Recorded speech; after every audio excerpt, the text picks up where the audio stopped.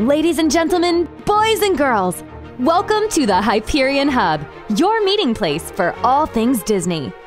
Now your hosts. Hello and welcome to the Hyperion Hub.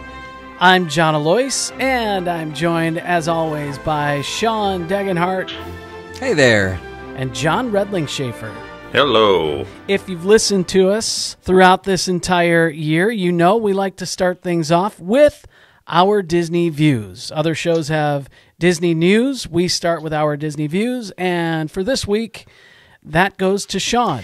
Well, I think with the Christmas season approaching, I think it's only fitting to talk about one of my favorite Disney animated specials, and that is Mickey's Christmas Carol.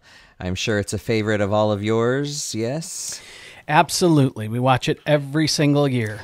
It is like putting your most comfortable sweatshirt on and just settling. I mean, it is just so comforting and comfortable and familiar. And I mean, it's your childhood. Got a long storied past, though. Actually, in 1949, there was a 2-page comic book version using Mickey and his friends as a cast of characters in Mickey's Christmas Carol that appeared in Rexall magazine. So this is, about 34 years before the feature film came out.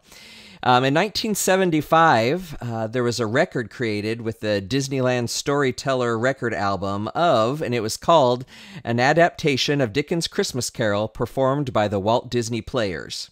That was the record version. It was written by Alan Young, who we would know as the voice of Scrooge McDuck, and Alan Dinehart. There were several songs that were included in the record album that were not part of the short. On the record, Alan Young was the voice of Scrooge and Mickey and Merlin and Tiny Tim. Janet Waldo, from Jetsons fame, did Minnie Mouse. And then Clarence Nash, of course, was Donald Duck. Hal Smith was Goofy. One major difference in the record and the short is that Merlin was the ghost of Christmas Past, Merlin from Sword in the Stone. And the hag version of the evil queen from Snow White was the ghost of Christmas Future. I actually had that record when I was growing up, and I remember, hearing these songs and then seeing the movie, wondering where these songs went. Because, Scrooge sang a song called Money, Money, Money. So very different. And I could not find my original record, so I just found one on eBay. And that just arrived a few weeks ago. So looking forward to listening to that. So the feature film, it's not a feature, it's a short, was released in 1983. It's a theatrical release ahead of the re-release of The Rescuers.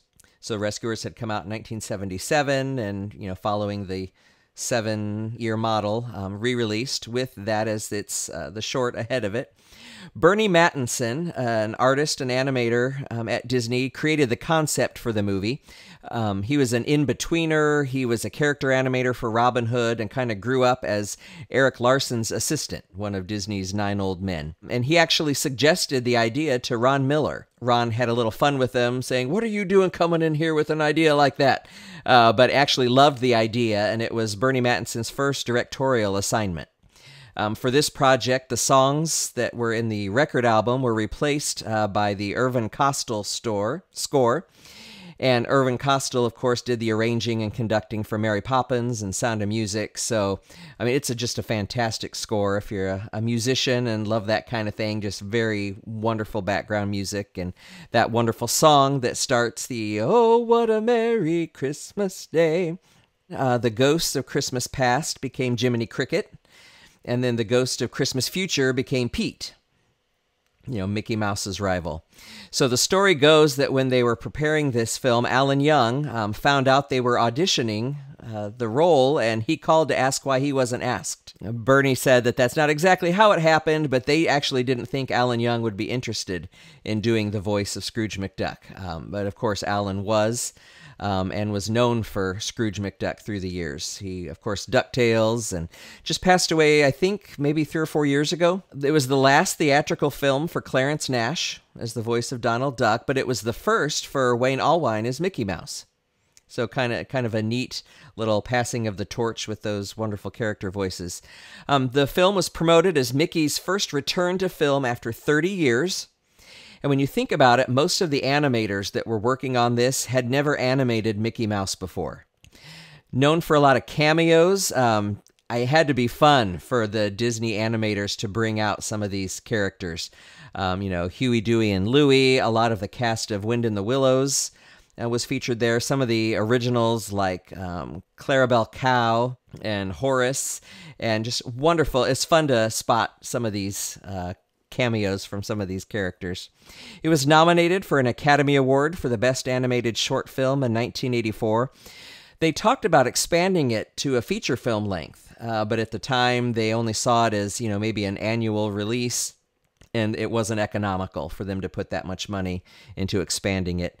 Of course, a lot of product resulted, like we talked about, albums and the read-along books and ornaments and figurines. Hardee's had plush characters, and actually my mom has been cleaning out their house and brought me over the Mickey and Scrooge McDuck plush character that she found in storage. So a lot of fun quotes when Scrooge is talking to his love Isabel at Fezziwig's party, and she says something about, he has captured her heart, and she says something, he says, "You're also standing on my foot." And then my favorite quote is when Goofy says, "I'm forced to carry these chains for eternity, or maybe even longer." It's a great line. And then, of course, you get the classic Goofy scream when he falls down the stairs. So just a favorite. It's on Disney Plus. Watch it if you haven't watched it yet. Watch it a couple times this season. One of my favorites. Really quick, I love when Goofy says, "You are going to be visited by 3 spirits." And he holds up 2 fingers. Yeah. My son, when he was little, he was infatuated with this film, and he watched it so much, but he didn't understand how to correctly pronounce people's names, or at least he pronounced it the way it was pronounced in the movie. So he thought Goofy was playing Mally. Every time Goofy comes on, it's Mally, and he's always talking to him. I finally looked at Julian, or my wife, and I said, "I think he's talking about Jacob Marley." And we laughed so hard because we didn't know who he was referring to.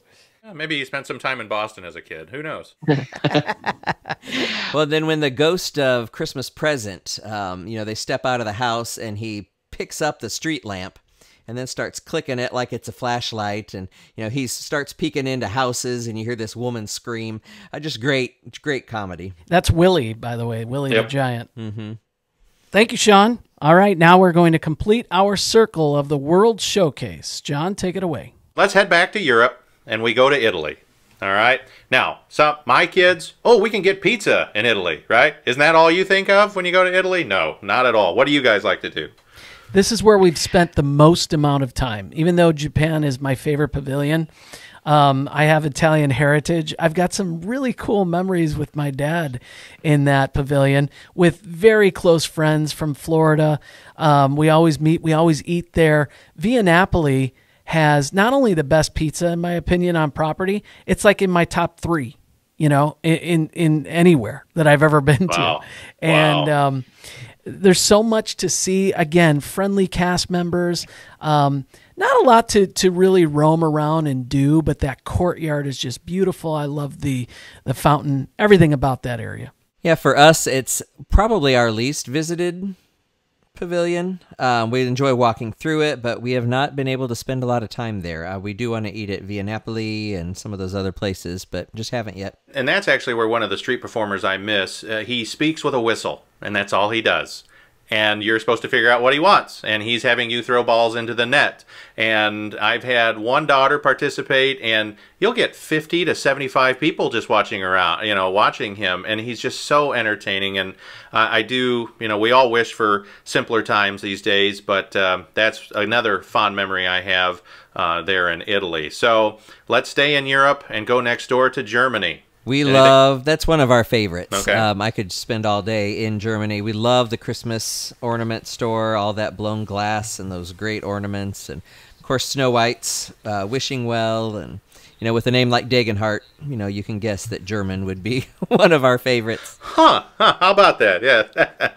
How cool is that train? I could watch that train Yes. for a half hour, 45 minutes. I go get one of those gigantic pretzels the size of your head. I get a beer and I just roam.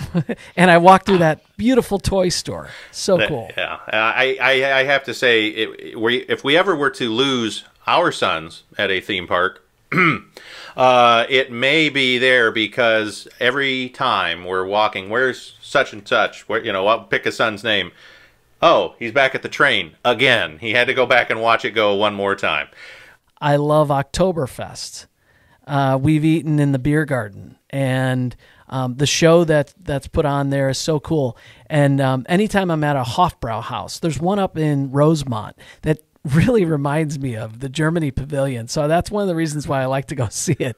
All right, so we're leaving Germany, and we go past what we'll call kind of the outpost, kind of an African theme, but that's always kind of been rumored as an expansion point if the World Showcase were to ever grow and Disney were to look to expand. We hear rumors of certain countries going in there, but I'm looking for your best guess. If Disney expands, what country do you think is going there? Well, they've talked about Spain. I think Brazil is probably the likely choice. There are a lot of people from that country who visit Walt Disney World. Yeah, I've heard a rumor of that. Russia sometimes gets floated with a big construction of St. Basil's Cathedral in the back, things like that. But who knows? So we get into China. My goodness, the architecture in China is stunning. There's just no other way to say it. There's so much to do in my mind. But guys, what do you like to do when you're in China? The film, again, the 360, it's amazing. And just walking around that building, I mean, like you said, the architecture is unbelievable. I love walking through that garden up to the Temple of Heaven, which contains the entrance to Reflections of China, which is a wonderful film. We've eaten here as well. Yeah, it's magnificent. It's another one of those countries. Every time, now that we're talking about this, another reason why I wish I lived down there is I would just go hang out in a country for the entire day if I could. No, I think you're absolutely right. You mentioned talking to the cast members, but there's always pressure to do, whether it be a fast pass or the heat or our next dining reservation. I could spend a week just there, but I think I would lose that vote in my family. But you're right. I mean, the World Showcase, every nook and cranny has something different, and I think you're spot on. But nonetheless, when our daughters were younger, we were pulled, certainly as a family, towards Norway for some obvious reason. Those of you that are Maelstrom fans, I apologize in advance that there for a few years we didn't do anything in Norway but one of two things, and that was either eating at Akershus so we could meet all the conceivable princesses there and eat interesting fish type products there on the native part of the buffet, but also the frozen ride. Maybe you guys get to do something a little bit different than that, but pretty much our visits to Norway were pretty limited. Last time we were there with the kids, we were a big Marvel family. So Clara, loving Thor, loved going through those buildings and reading about some of the Norse mythology. And, I didn't realize that this was this and this was that, kind of comparing the movies, to the actual mythology. Of course, Akershus, is always a favorite for our girls with the princesses, and we enjoyed the Frozen ride. We had only done Maelstrom once. The girls were really young, and it terrified them. So this was kind of a little refreshing for them with the Frozen theme. Yeah, that's the Stave Church, and that's the only way that Disney is allowed right now to use any sort of Marvel characters that Universal isn't already using east of the Mississippi River. They're not Marvel characters. They're official. Right. They are the Norse. Yeah. Yeah. So that's inside the Stave Church, and they've also had other things in there as well. So I like the fact that that's kind of an exhibit that changes out. I love the shops in there. That big troll thing that everybody takes their picture of holding on to its nose. I loved the Maelstrom, but I understand why things have to change and why intellectual properties need to be put in place at times. And I think the Imagineers did a great job with Frozen. So I do enjoy Norway. I've never eaten there, so we've probably spent less time there because of that. Well, I have to say, you've been real troopers. You know, John, we've gone around the correct way, and we end, not begin, in Mexico. Now, I can think of nothing better after a long stroll all the way around in the heat than going inside the beautifully constructed temple and getting on a calming boat ride with the Three Caballeros, right?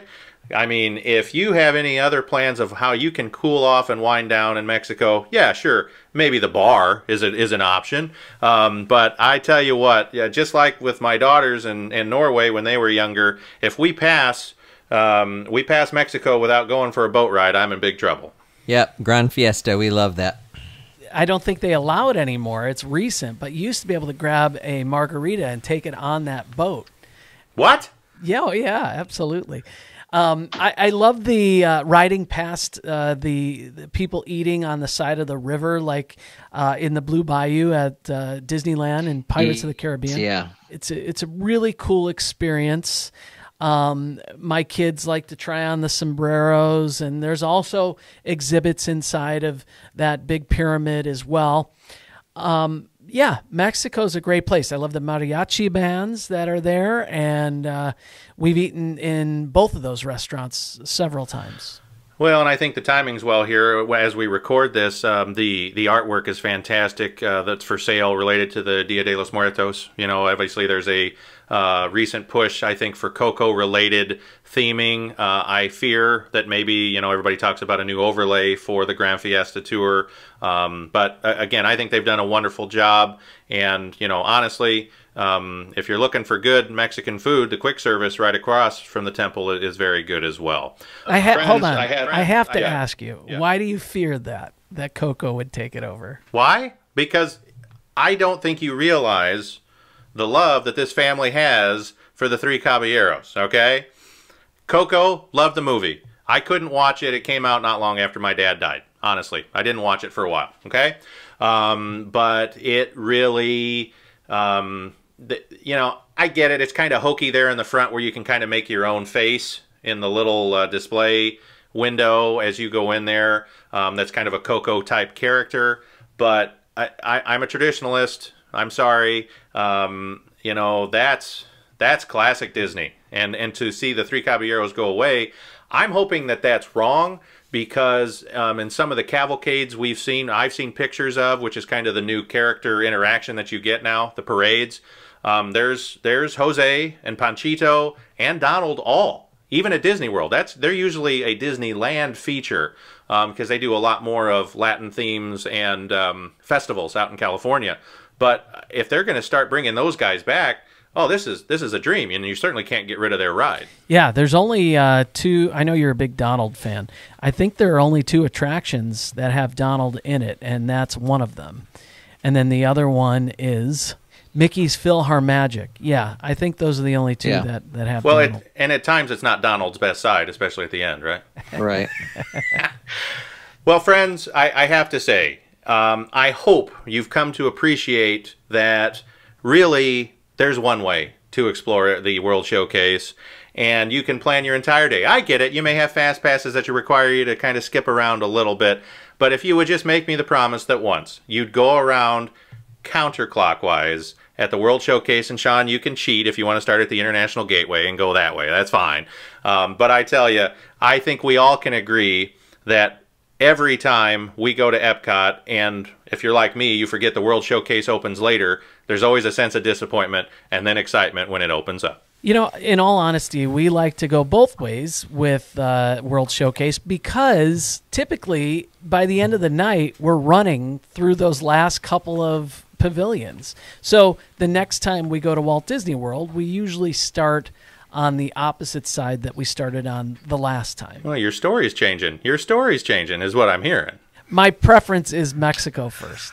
All right. I'll give you that. Before I let you go, I want to let you know something special we're doing this month leading up to Christmas. We are rating and reviewing every Disney Christmas movie that we watch this season, and we are leaving those reviews on Twitter. So follow us at Hub Hyperion. That's going to do it this week. We'd love to hear from you. Go ahead and send us an email at podcast@thehyperionhub.com, and you can also send us a voice-recorded message. If you're listening to us on Apple Podcasts, please rate and review us like Joe Pavich did, and more people will find the show. Thanks for listening, everybody. Have a great week. We're glad you could join us. We'd love to hear from you. You can email or send us a recorded audio message at podcast@thehyperionhub.com. Find us on social media on Facebook, Instagram, and Twitter. The Hyperion Hub is not affiliated with the Walt Disney Company or its subsidiaries. We'll meet you next time at the Hyperion Hub.